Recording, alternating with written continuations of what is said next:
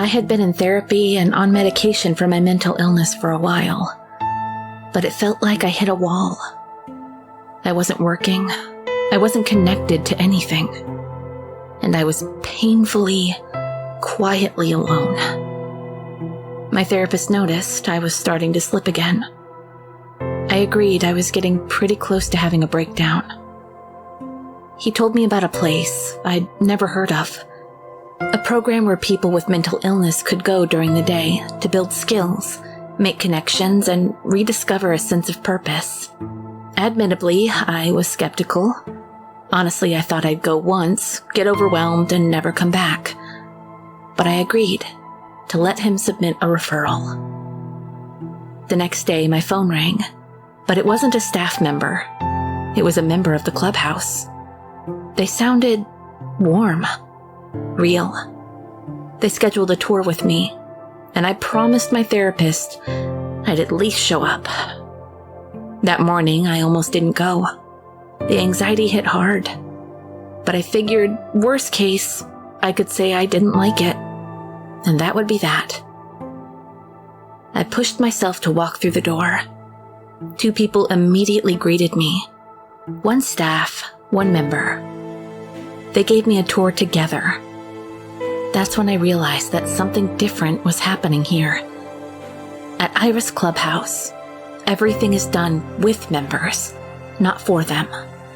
From cooking meals to answering phones to running programs, members work side by side with the staff, building skills and confidence in a place that really feels like a home away from home.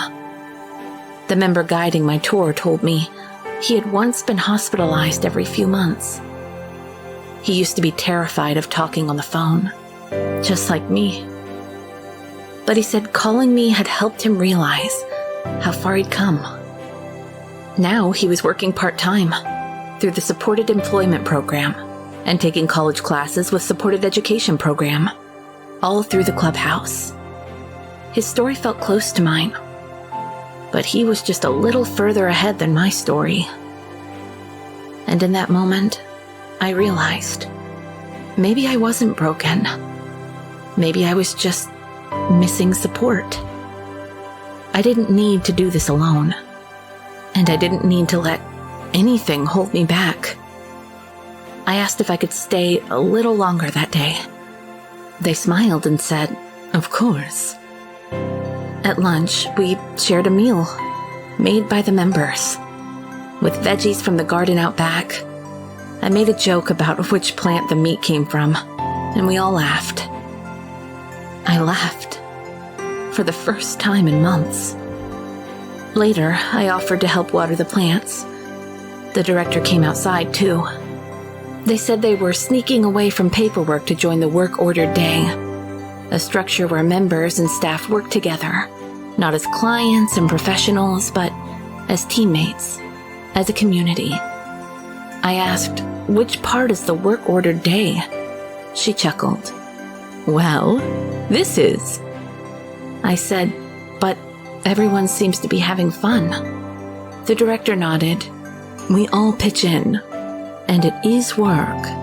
But at its heart, this is still a clubhouse. It's about belonging, about becoming.